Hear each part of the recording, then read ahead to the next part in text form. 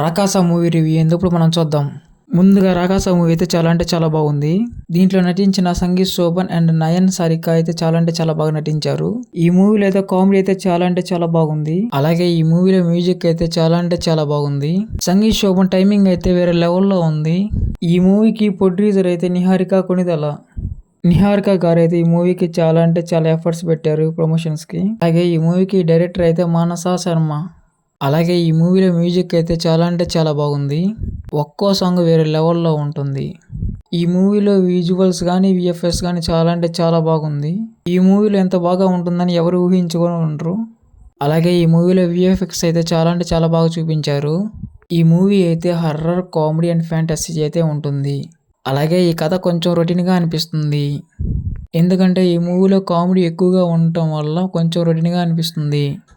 ఈ movie horror and comedy ఎంటర్టైనర్గా ఉంటుంది. ఈ మూవీ ఎక్కువగా యూత్కి అండ్ లవర్స్కి చాలా బాగా ఉంటుంది.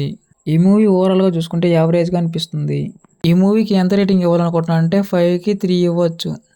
అయితే మొత్తానికైతే ఈ మూవీ అయితే నాకు చాలా బాగా నచ్చింది. మీకు ఎలా ఉందో కామెంట్ చేయండి, లైక్ చేయండి, సబ్స్క్రైబ్ చేసుకోండి.